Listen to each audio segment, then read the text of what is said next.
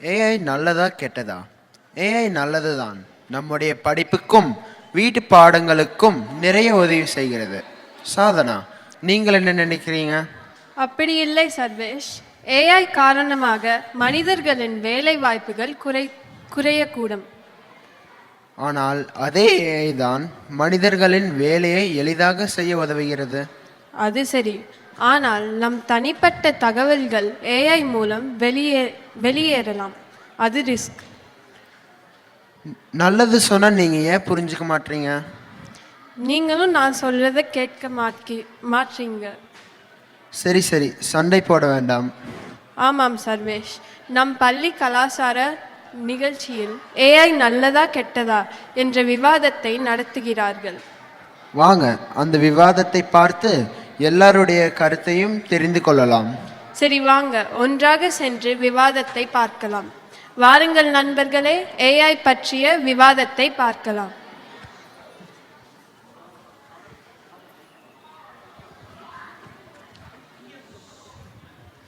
நன்றி சர்வேஷ் மற்றும் சாதனா. நம்ம சர்வேஷ் சாதனா சொன்ன மாதிரி இந்த ஏஐ என்னும் செயற்கை நுண்ணறிவு மனிதர்களுக்கு வரமா சாபமா அப்படிங்கிறத பற்றி பேசுறதுக்கு நம்மளுடைய செர்ரி புரூக் மாணவர்கள் இரு அணிகளாக தயாராகி ரொம்ப பயங்கரமாக தயார்படுத்திக்கிட்டு பேசுறதுக்கு ரெடியாக இருக்காங்க. ஸோ ஏஐ வந்து ஏஐ என்னும் அந்த ஏஐ வந்து மனித குலத்தினுடைய வரம் அப்படின்னு பேசுறதுக்காக இந்த அணியிலிருந்து இளன், மறுபடியும் பார்வதி மற்றும் மனிஷ் வந்திருக்காங்க. ஏஐ வந்து மனிதர்களுக்கு வரும் சாபம் அப்படின்னு சொல்லிட்டு நிலா, அன்பகிலன் மற்றும் சுதிக்ஷா ரொம்ப தயாராக இருக்காங்க. இரு அணிகளுமே என்னை ரொம்ப கோபமாக முறைச்சி பார்த்துட்டு இருக்காங்க. எனக்கே கொஞ்சம் பயமாக தான் இருக்குது. நான் யாருக்கு தீர்ப்பு சொல்கிறதுன்னு தெரில. இல்லை ஒரு 2 பேர்த்துக்கு இல்லாமல் ஒரு பொதுவான தீர்ப்பு சொன்னாலும் 2 பேர்த்தோட கோபத்துக்கு ஆளாகணும். சரி, இருந்தாலும் பரவாயில்ல. ஏஐ என்னும் அந்த செயற்கை நுண்ணறிவு மனிதர்களுக்கு வரமே அப்படிங்கிறதுல இப்போ இளன் பேச வர்றார். வாங்க இளன், பேசுங்க. அனைவருக்கும் வணக்கம். இன்று நான் செயற்கை நுண்ணறிவு அதாவது ஆர்டிஃபிஷியல் இன்டெலிஜென்ஸ் ஏன் நல்லது என்று பேசப் போகிறேன். இன்று எந்த பக்கம் திரும்பினாலும் சரி, எந்த துறையை எடுத்தாலும் சரி, நாம் அடிக்கடி கேட்கும் வார்த்தைகள் ஆர்டிஃபிஷியல் இன்டெலிஜென்ஸ். மனித மூளையை விட பன்மடங்கு சிந்திக்கும் திறன் கொண்ட ஏஐ மனித வாழ்விற்கே ஒரு வரப்பிரசாதம். என்னை கேட்டால் ஏஐனா எல்லாமே இருக்குன்னு அர்த்தம். இதில் அப்படி என்ன இருக்குன்னு பார்ப்போம். ஏஐ மருத்துவத்துறையில் பெரிய பங்காற்றுகிறது. நோய்களை முன்கூட்டியே கண்டறிந்து உயிர்களை காப்பாற்றுகிறது. ஆஃபீஸ் வேலையில் ஏஐ ஒரு அசிஸ்டன்ட் மாதிரி. டயர்ட் ஆகாது, சம்பளம் கேட்காது, முக்கியமாக காஃபி பிரேக் எடுக்கவே எடுக்காது. நம்ம எந்திரன் படத்தில் வர்ற சிட்டி கேரக்டர் மாதிரி. ஆட்டோனமஸ் வெஹிக்கிளில் ஏஐ வண்டி ஓட்டும் போது சிக்னல் தாண்டாது, சண்டை போடாது, முக்கியமாக வேக வரம்பை ஒருபோதும் மீறாது. சொல்லப்போனால் மனிதரை விட ஏஐ தான் ஒரு சேஃப் அண்ட் சென்சிபிள் டிரைவராக இருக்க முடியும். நீங்கள் பேக் சீட்டில் உட்காந்துட்டு ஜாலியாக மிக்சர் சாப்பிடலாம். ஏஐ கல்வி, வணிகம், விவசாயம், போக்குவரத்து, ஊடகம் மற்றும் பாதுகாப்பு போன்ற துறைகளில் வேகம், துல்லியம், திறமை மற்றும் வசதியை உயர்த்தி மனித வாழ்க்கையை மேம்படுத்துகிறது. ஏஐயை நல்ல விதத்தில் பயன்படுத்தினால் அது லைஃப்பை ஈஸி பீஸி லெமன் ஸ்குவீஸி ஆக்கிடும். மனிதனின் மூளை, ஏஐயின் வேகம் இரண்டும் சேர்ந்தால் கிடைக்கும் வெற்றிகள் பற்பல.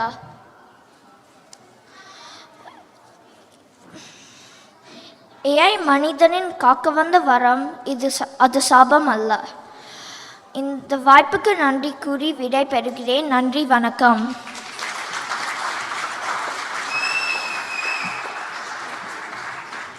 ரொம்ப அருமையாக பேசினார் இளன். ஏஐ வந்து என்னென்ன துறையில் ரொம்ப மிகப்பெரிய பங்காற்றுதுன்னு சொல்லியிருக்காரு. மருத்துவத்துறை ஆகட்டும், நம்மளுடைய மென்பொருள் துறையில் நம்ம பெரும்பாலானோர் வந்து இந்த சாஃப்ட்வேர் இண்டஸ்ட்ரியில் இருக்கோம். நம்மளுக்கே தெரியும், சாட் ஜிபிடி, ஸ்கோ பைலட்ஸ், இல்லை மறுபடியும் பாட் ஜெமினை நிறையா வந்திருக்கு. இந்த மாதிரி நிறையா வந்து நம்மளுக்கு ஒரு அசிஸ்டண்ட்டாக தான் இருக்குது அப்படிங்கிறோம். மேலும் அந்த அட்டானமஸ் தானியங்கி கார்கள் பற்றியும் கூட இல்லைன்னு பேசினார். மனிதர்களை விட மிகச்சிறப்பாக அந்த ஒரு போக்குவரத்து விதிகளை வந்து சிறப்பாக கடைபிடிக்குது. அந்த ஸ்பீட் லிமிட்டை வேகத்தை விட அந்த அளவை விட அதிகமாக போகாது. இன்னும் ஒரு ரெகுலரான ஓட்டுநரை விட ஏஐ மூலமாக அந்த ஆட்டோமேட்டடாக போகிற கார் வந்து இன்னும் சிறப்பாக இருக்குது, எந்த ஒரு விபத்தும் ஏற்படாது அப்படிங்கிறத பற்றி பேசினார். அது மட்டும் இல்லாமல் கல்வித்துறை, விவசாயத்துறை, போக்குவரத்து, இந்த மாதிரி நிறைய துறையில் ஏஐ வந்து நிறையா வந்து இப்போ வந்து அடாப்ட் பண்ணிகிட்ருக்காங்க.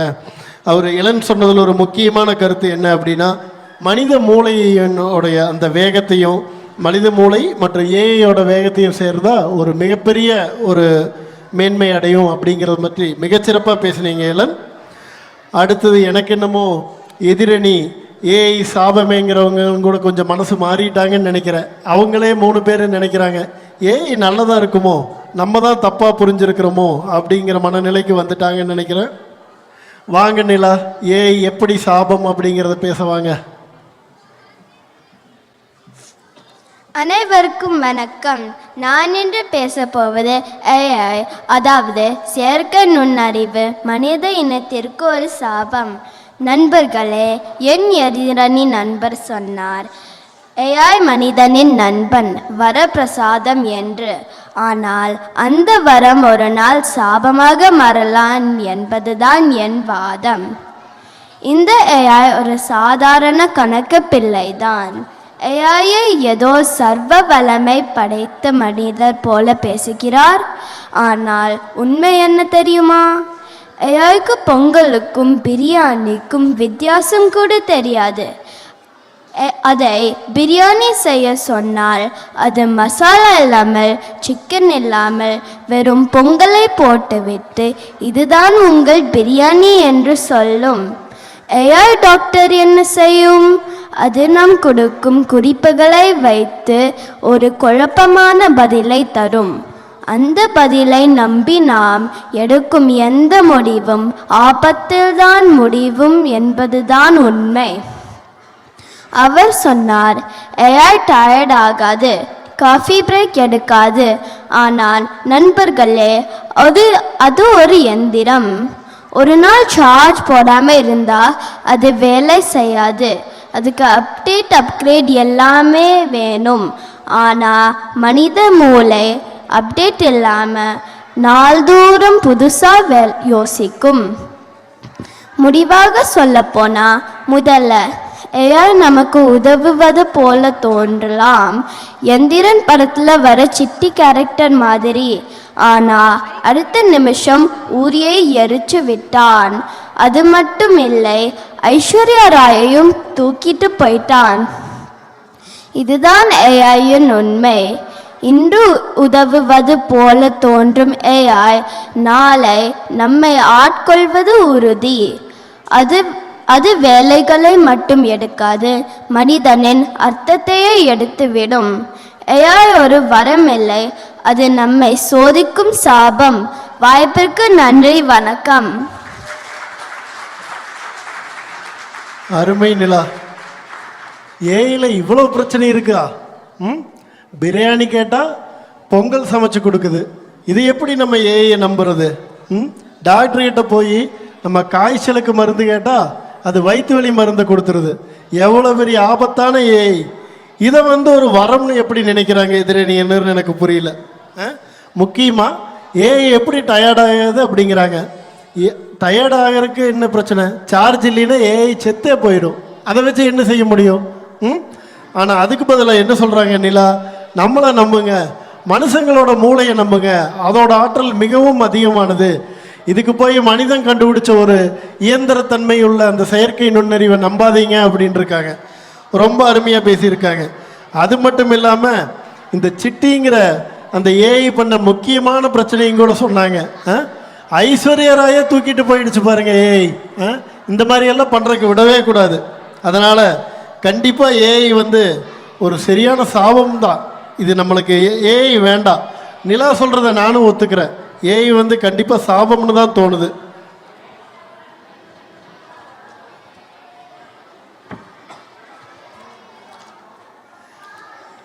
ஏய் வரம்னு பேசுகிறவங்க இன்னும் அவங்களுக்கு இன்னும் வரம்னே நினச்சிட்டு இருக்காங்கன்னு நினைக்கிறேன்.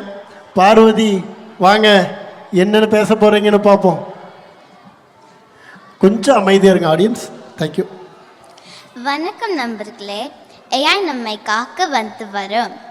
என் எதிரணி நண்பர் சொன்னார், பிரியாணிக்கும் பொங்கலுக்கும் வித்தியாசம் தெரியவில்லை என்று.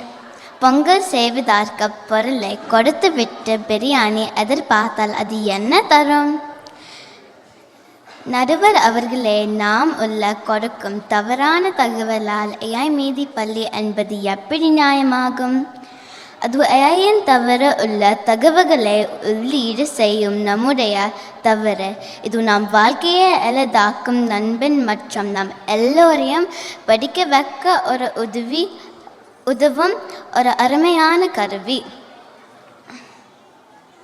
இது ஒரு ஸ்மார்ட் ஆசிரியர்னு சொல்லலாம். ஒவ்வொரு மாணவனும் தனித்தனி ஆக கற்றுக் கொடுக்கிறது. யாருக்கு மெதுவாக புரியணுமோ என் அப்பா மாதிரி, யாருக்கு வேகமாக புரியணுமோ என் அம்மா மாதிரி அதுக்கேற்ப கற்பிக்கும். இதனால் கல்வி சுவாரஸ்யமாக வருகிறது.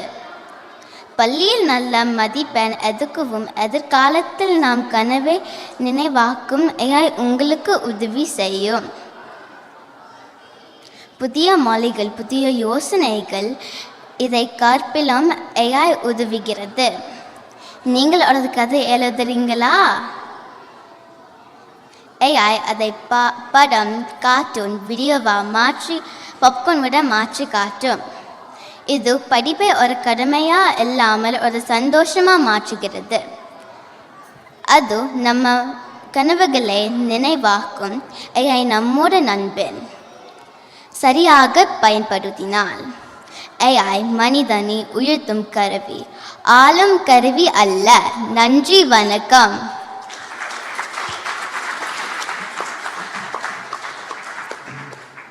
பார்வதி நம்மளை ரொம்ப தெளிவடைய வச்சுட்டாங்க.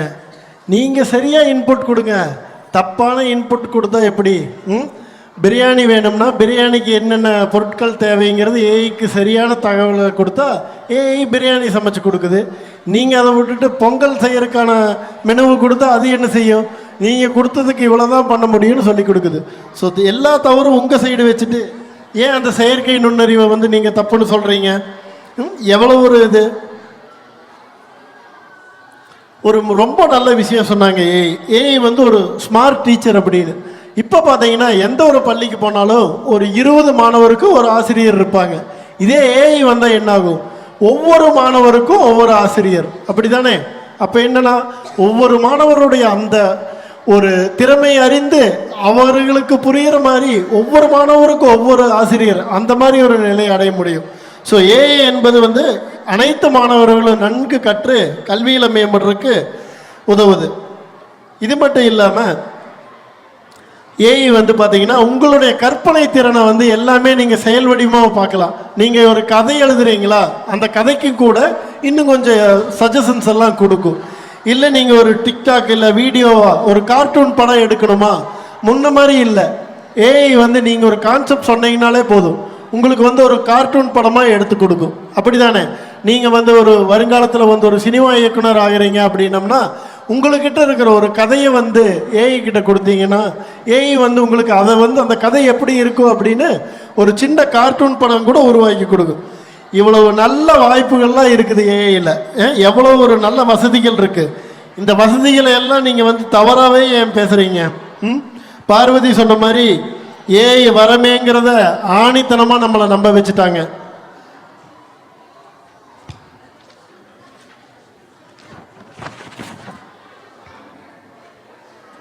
அடுத்தது வாங்க, அன்பகிலன் இன்னும் ஏஐ சாபம் அப்படிங்கிற மாதிரி பேசுகிற போகிறாங்க. ஆடியன்ஸ் கொஞ்சம் ரொம்ப நாய்ஸியாக இருக்குது, பசங்க பேக்கிறது கேட்காது, கொஞ்சம் அமைதியாக இருங்க, தயவு கூர்ந்து கொஞ்சம் அமைதியாக இருங்க ப்ளீஸ்.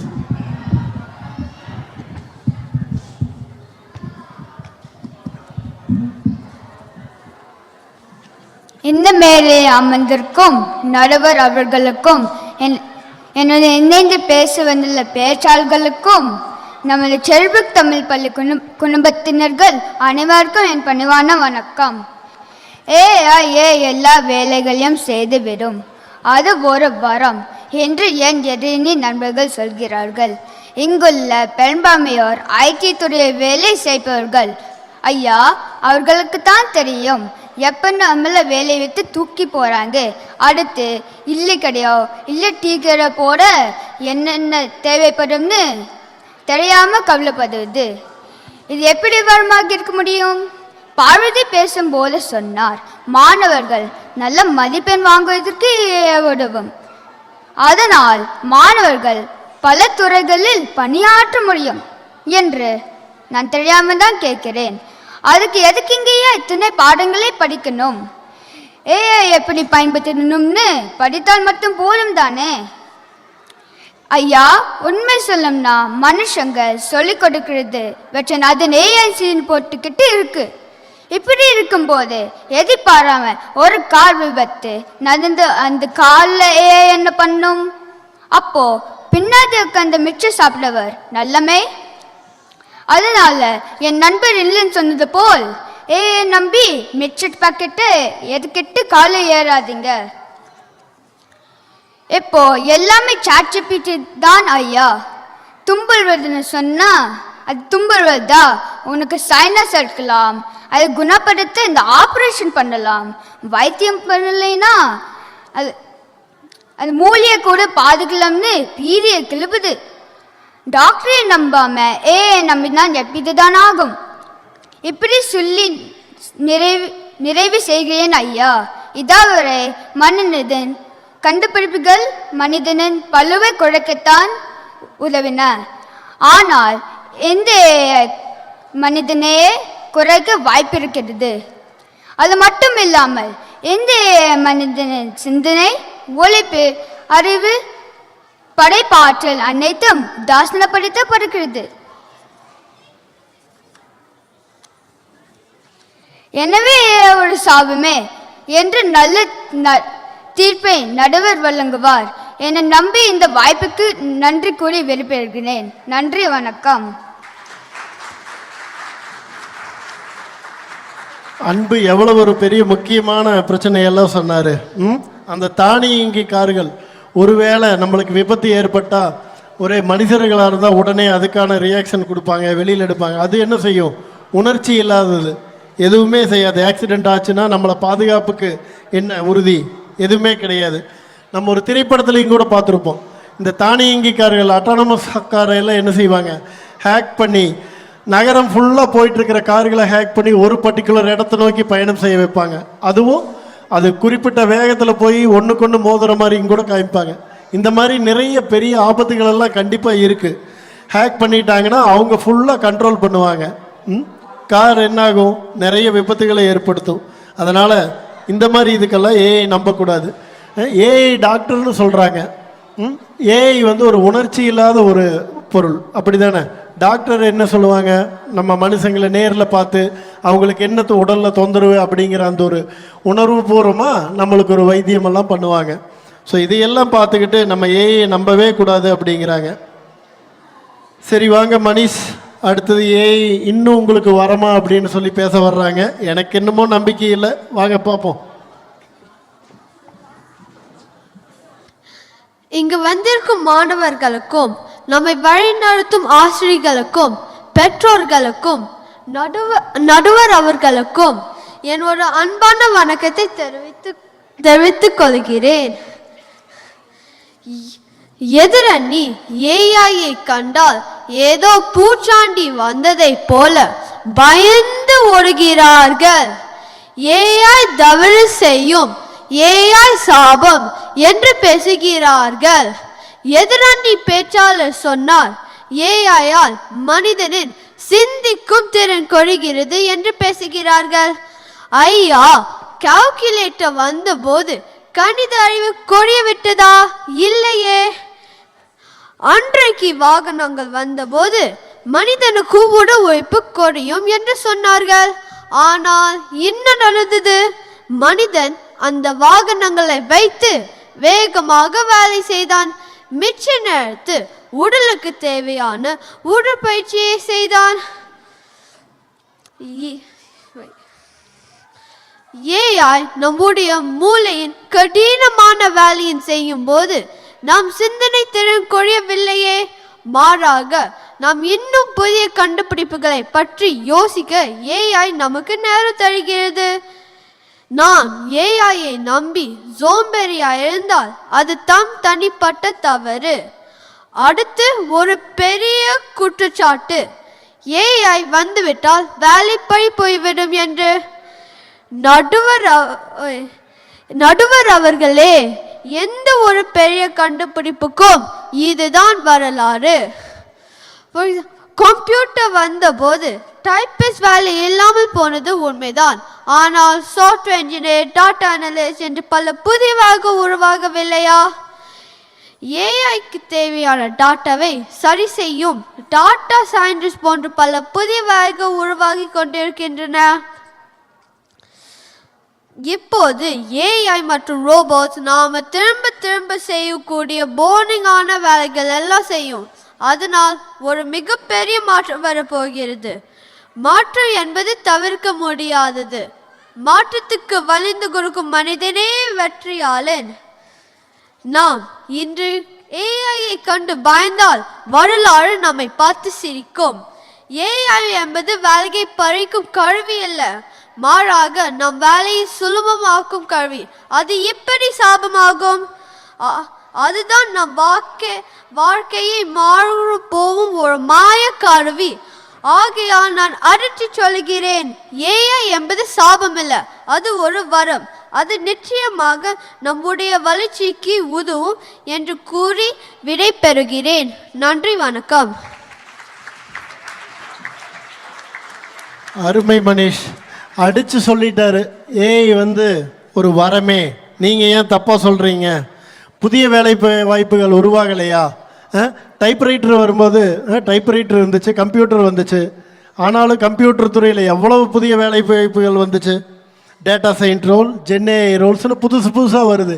நீங்கள் அப்டேட் ஆகாமல் விட்டுட்டு மறுபடியும் ஏஐ மனுஷங்களோட வேலையெல்லாம் எடுத்துகிட்டு போகுதுன்னா, ஆமாம் எடுக்கத்தான் செய்யும். ஆனால் நீங்கள் உங்களுடைய திறனை வளர்த்துக்குங்க, புது ஸ்கில்ஸ் எல்லாம் கற்றுக்குங்க, புது ரோல்ஸ் எல்லாம் ஓப்பன் ஆகிட்டே தான். எவ்வளவு நல்ல ஒரு விஷயம். மேலே உண்மையாக சொன்னார், ஏஐயை பயன்படுத்தி உங்கள் வேலையை சீக்கிரமாக முடியுங்க, மிச்சம் இருக்கிற நேரத்தை சரியாக பயன்படுத்துங்க, உடற்பயிற்சி செய்யுங்க, நண்பர்களோடு விளையாடுங்க. இந்த மாதிரி எவ்வளோ நல்ல விஷயங்களை பண்ணலாம். இல்லை புது விஷயங்களை கற்றுக்கலாம். அதையெல்லாம் விட்டு போட்டு ஒரு நல்லது வருதுன்னா அதை வர்றக்கே விடாமல் ஏஐ வேண்டாம், இது மனுஷங்களோட வேலை எல்லாமே போயிடும் அப்படின்னு ஏன் பயப்படுறீங்க? உங்கள் திறனை வளர்த்துட்டா புது வாய்ப்புகள் நிறைய வருது. அப்படி இருக்கும் பொழுது நீங்கள் முதல்ல அப்டேட் ஆகுங்க அப்படிங்கிற மாதிரி மனிஷ் பேசியிருக்காரு. அடுத்தது யார்? சுதிக்ஷா வர போகிறாங்க. அவங்க எனக்கு என்னமோ ஏஐ நல்லதுன்னு தான் பேச போகிறாங்கன்னு நினைக்கிறேன். வாங்க சுதிக்ஷா.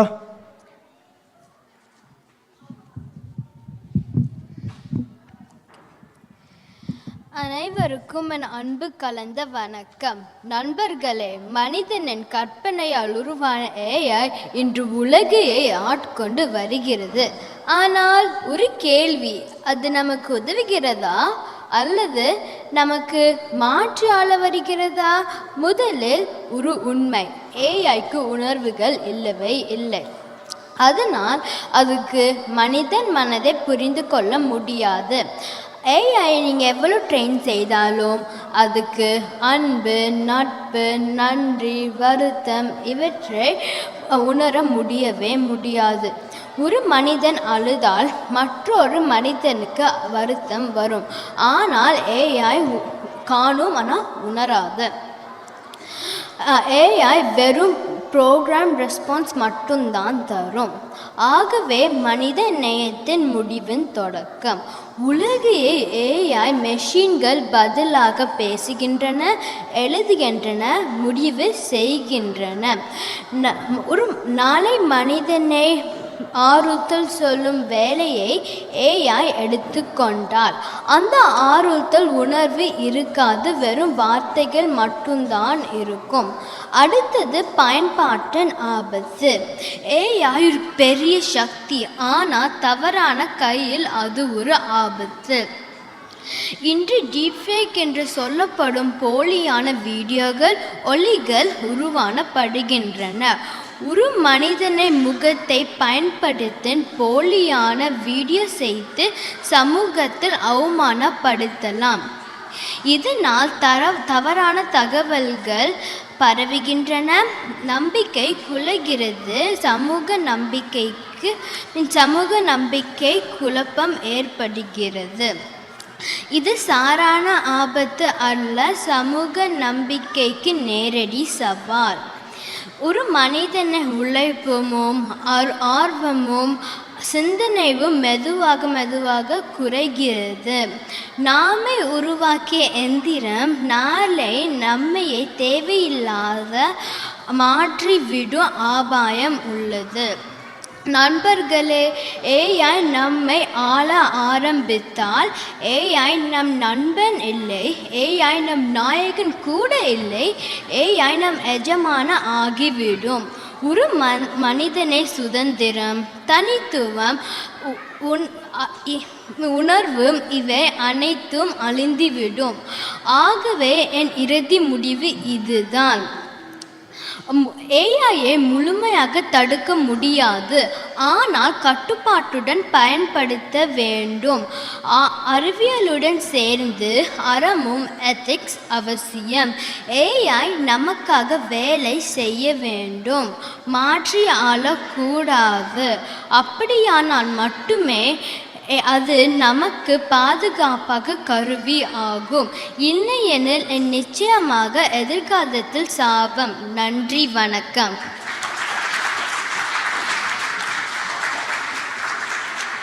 நன்றி சுதிக்தா. முக்கியமான விஷயத்தை சொன்னீங்க. ஏஐக்கு எந்த உணர்ச்சியுமே இல்லை அப்படின்னு சொல்கிறத சுதிக்தா சொன்னாங்க. அது அன்பு, இரக்கம், நட்பு, நன்றி, வருத்தம் இந்த மாதிரி எதுவுமே இருக்காது. நம்ம சிரி முன்னாடி நம்ம அழுதம்னா என்ன செய்ய? நீங்கள் அழுவதற்கு நான் 4 விதமான தகவல்களை தர்றேன், நீங்கள் இப்படி அழலாம்ங்கிறத சொல்லும். இதே நம்மக்கிட்ட ஒரு நண்பன் இருந்தான்னா ஏப்பா அழுகிற, உனக்கு என்ன பிரச்சனைன்னு கேட்கும்.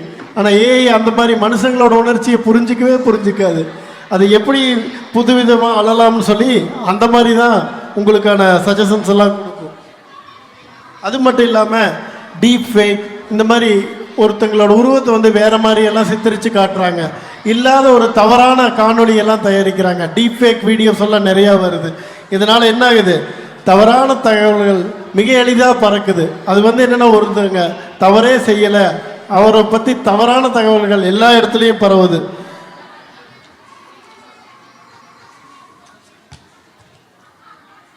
மேலே என்ன சொல்கிறாங்க? ஏஐ பயன்படுத்த மனுஷங்களோட அந்த ஒன்று என்ன சொல்கிறது, அந்த கற்பனை திறன் குறையுது. மனுஷங்க வந்து ரொம்ப சோம்பேறி ஆகிறாங்க, எல்லாமே ஏஐ பண்ணிடுச்சுன்னா.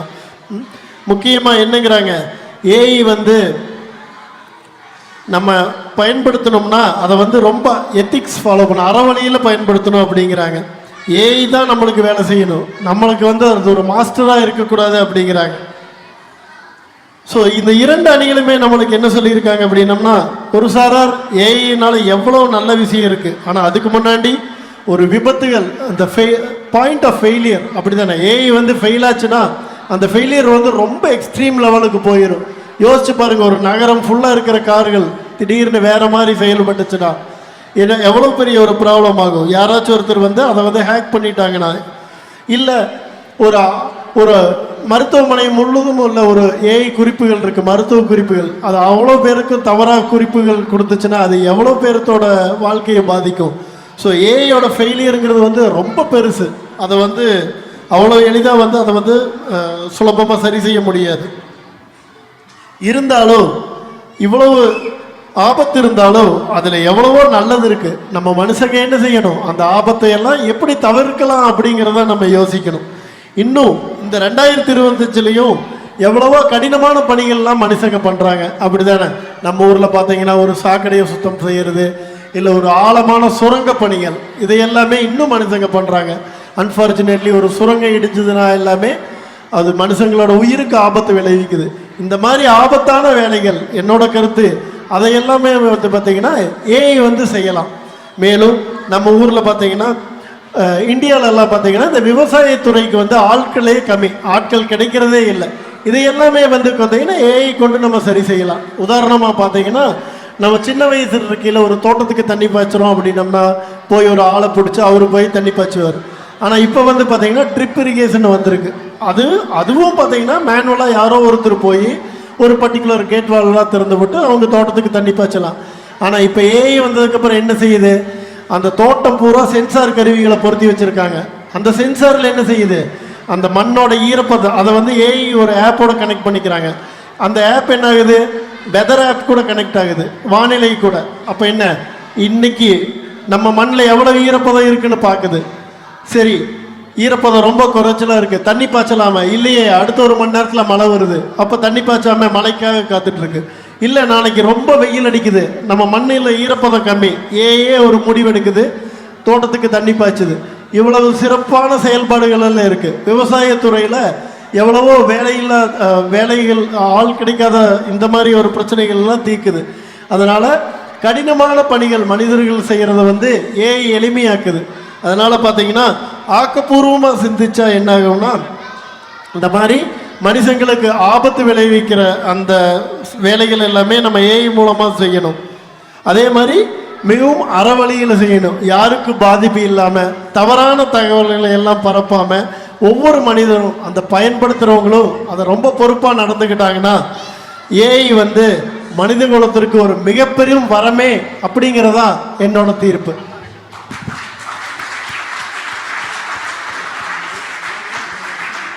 இந்த பொன்னான வாய்ப்பை வழங்கின ஒருங்கிணைப்பாளர் கவிதா அவர்களுக்கும், இவ்வளவு நாள் ஏஐ வரம் சாபம் அப்படின்னு 2 இதுக்கும் ரொம்ப சிறப்பாக தயாரான மாணவர்களுக்கும் என்னுடைய நன்றியை தெரிவித்து கொண்டு, இதுக்கப்புறம் இந்த என்னோட தீர்ப்பை வந்து நாட்டாம தீர்ப்பை மாற்றி சொல்லணும்னு யாரும் சொல்ல மாட்டேங்கன்னு நம்புகிறேன்.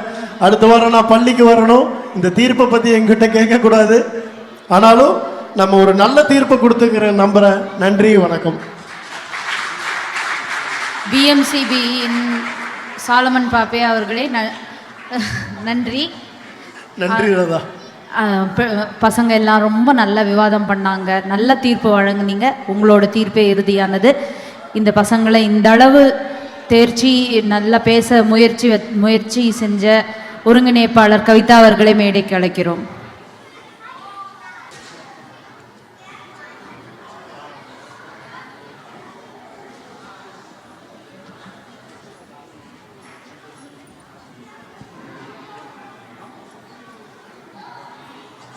சுகன்யா டீச்சர் அவர்களுக்கும் நன்றி.